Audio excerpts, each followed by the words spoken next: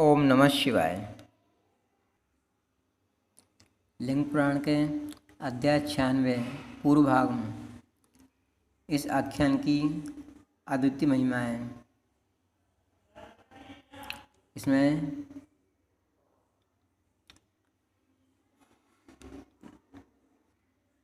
देखिए महिमा, जो मनुष्य इस पुण्यप्रद तथा वेदमय श्रेष्ठ आख्यान को पढ़ता और सुनता है उसके सभी दुखों का नाश हो जाता है। ये आख्यान धन बढ़ाने वाला, यश देने वाला, आयु प्रदान करने वाला, रोग रहित करने वाला, पुष्टि की वृद्धि करने वाला, सभी विघ्नों को शांत करने वाला है, सभी व्याधियों को नष्ट करने वाला है, अकाल मृत्यु को शमन करने वाला, परम शांति देने वाला, मंगल कारक, शत्रु समूह को नमन करने वाला है और सभी मानसिक रोगों का विनाश करने वाला है, बुरे सपनों का नाश करने वाला है, भूत प्रेत को दूर करने वाला है, दुष्ट ग्रहों का क्षय करने वाला है, पुत्र पौत्र की वृद्धि करने वाला है और योग सिद्धि देने वाला है।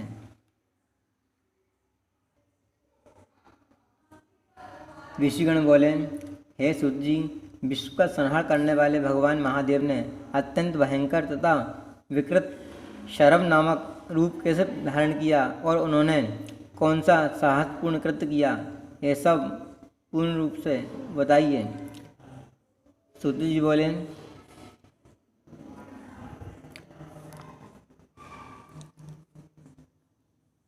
इस प्रकार देवताओं के प्रार्थना करने पर कृपा निधान शिव ने नृसिंह संज्ञक तेज को नष्ट करने का निश्चय किया और इसके लिए रुद्र ने महाप्रलय करने वाले अपने भैरव महाबली वीरभद्र का स्मरण किया।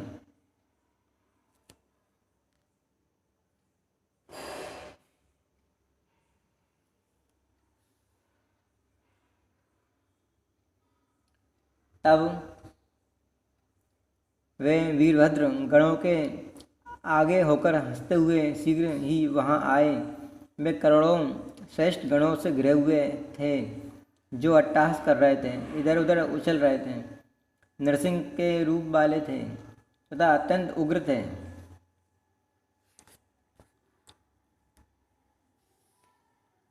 वे नृत्य करते हुए तथा महाधीर ब्रह्मा आदि के साथ गेंद की भांति खेलते हुए प्रसन्न वीरों से घिरे हुए थे। वे वीरभद्र कभी न देखे गए अन्य वीरों से भी आवृत थे।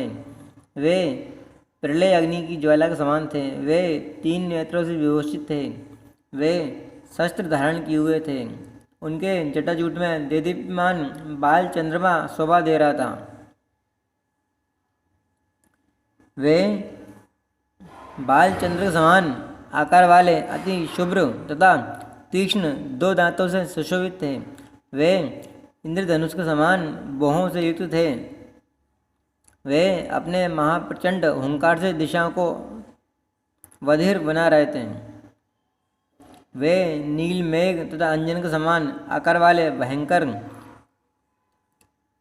दाढ़ी से युक्त थे। वे अद्भुत रूप वाले थे तथा अपनी अपराजित भुजाओं से विवाद का शमन करने वाले त्रिशूल को बार बार घुमा रहे थे।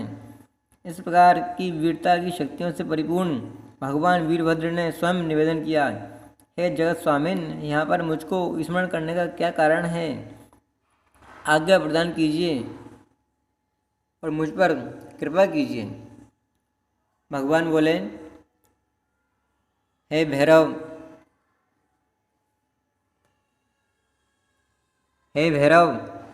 असमय में देवताओं के समक्ष भय उत्पन्न हो गया है। वह नृसिंह रूपी अग्नि प्रज्वलित हो रही है। इस अति भयंकर अग्नि को शांत करो, शांत करो, शांत करो। उसे सांत्वना देते हुए पहले समझाओ।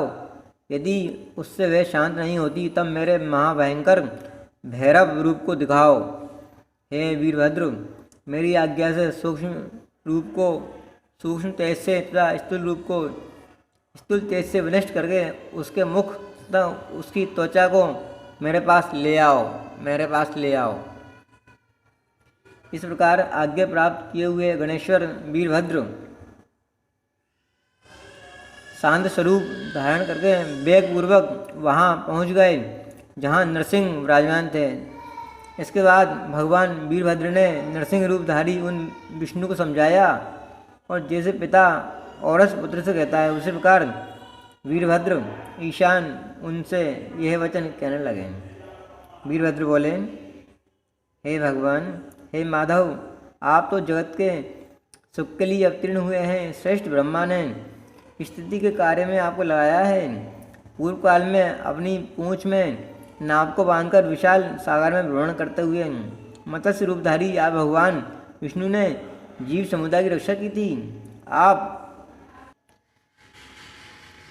आप कूर्म के रूप से जगत को धारण करते हैं और वाराह रूप के द्वारा आपने पृथ्वी का उद्धार किया है। आपने इस सिंह रूप से हिरण्यकशिपु का वध किया है। आपने वामन रूप धारण करके 3 पगों द्वारा त्रिलोकी को मापकर बलि को बांध लिया था। आप ही सभी प्राणियों को उत्पन्न करने वाले, सबके स्वामी और अविनाशी हैं।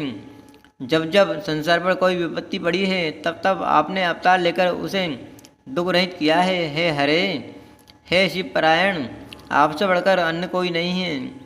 आपने समस्त धर्मों तथा वेदों को उत्तम मार्ग पर प्रतिष्ठित किया है। हे केशव, हे श्रीहरि, जिसके लिए आपने ये अवतार लिया है वह हिरण्यकशिपु भी आपके द्वारा मारा जा चुका है। अतः हे भगवान, हे विश्वात्मन, हे नरसिंह, आप मेरी उपस्थिति में अपने इस अत्यंत भयानक रूप को समझ लीजिए। सूत जी बोले, वीरभद्र के द्वारा शांत वाणी में इस प्रकार कहे जाने पर नरसिंह रूपधारी विष्णु ने पहले से भी अधिक तथा महाभयानक कोप को प्रज्वलित किया। श्री नरसिंह बोले, हे वीरभद्र, तुम जहाँ से आए हो वहाँ चले जाओ। हित की बात मत बोलो। मैं इस समय इस चराचर जगत का संहार कर डालूंगा। संहारकर्ता का संहार अपने से अथवा दूसरे से भी नहीं हो सकता। सभी जगह मेरा ही शासन है, अन्य कोई भी शासन करने वाला नहीं है। मेरी कृपा से संपूर्ण जगत मर्यादा युक्त होकर क्रियाशील है। मैं ही सभी शक्तियों का प्रवर्तक और निवर्तक हूँ। हे गणाध्यक्ष, जो विभूति संपन्न तत्वमय से युक्त तथा ऊर्जा से परिपूर्ण है उसे मेरे ही तेज से परिवर्तित जानो। देवताओं के परम अर्थ को जानने वाले मेरे महान सामर्थ्य को जानते हैं। शक्ति संपन्न ब्रह्मा, इंद्र आदि देवता मेरे अंश हैं। पूर्व काल में चतुर्मुख ब्रह्मा मेरे नाभि कमल से उत्पन्न हुए हैं और उनके ललाट से रुद्र उत्पन्न हुए हैं। ब्रह्मा रजोगुण से अधिष्ठित है, रुद्र तमोगुण से युक्त किए जाते हैं। मैं सबका नियंता हूँ, मुझसे श्रेष्ठ कोई देवता नहीं है। मैं सबसे बढ़कर हूँ, स्वतंत्र हूँ, सबका सृष्टा हूँ, संहार करने वाला हूँ तथा स्वामी हूँ। मेरे इस नरसिंह नामक परम तेज के विषय में कौन सुनना चाहता है? अतः मेरी शरण प्राप्त करके तुम संताप रहित होकर जाओ। भूतों के महेश्वर, तुम मेरे इस परम भाव को समझो। मैं काल हूँ, मैं काल के भी विनाशक का कारण हूँ, काल के भी विनाशक कारण हूँ। मैं लोगों का संहार करने में प्रवृत्त हूँ। हे वीरभद्र, तुम मुझको मृत्यु की भी मृत्यु जानो। ये देवता भी मेरी कृपा से जी रहे हैं। तब सूत जी बोले, विष्णु का ये अहंकार पूर्ण वचन सुनकर असीम पराक्रम वाले वीरभद्र स्फुरित होठों वाले होकर तिरस्कार पूर्ण भाव से हंसकर नरसिंह से कहने लगे।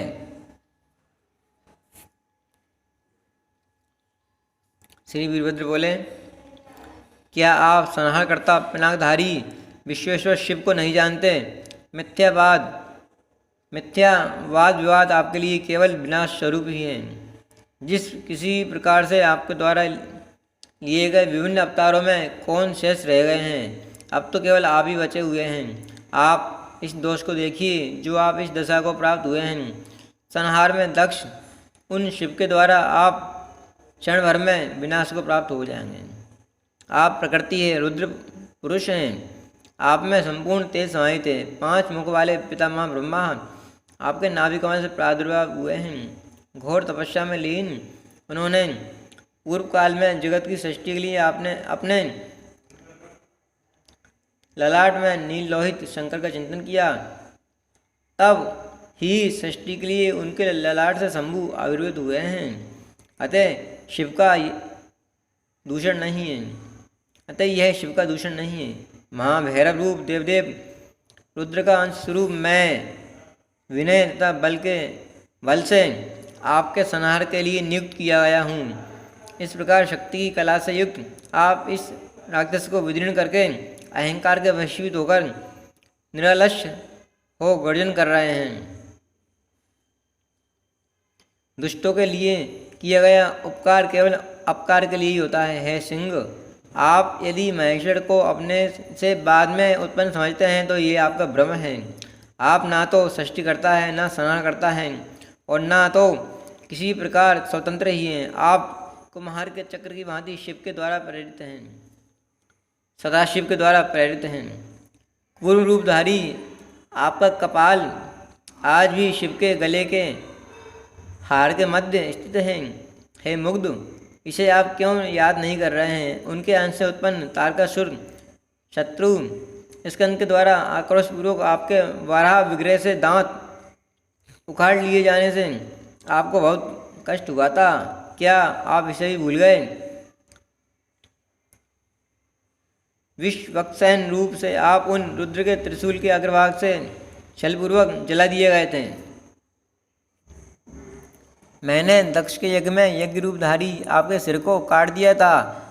आपके पुत्र ब्रह्मा का तमों में कटा हुआ उनका अंशभूत पांचों सिर आज भी विद्यमान है। क्या आप उन रुद्र के उस बल को नहीं जानते?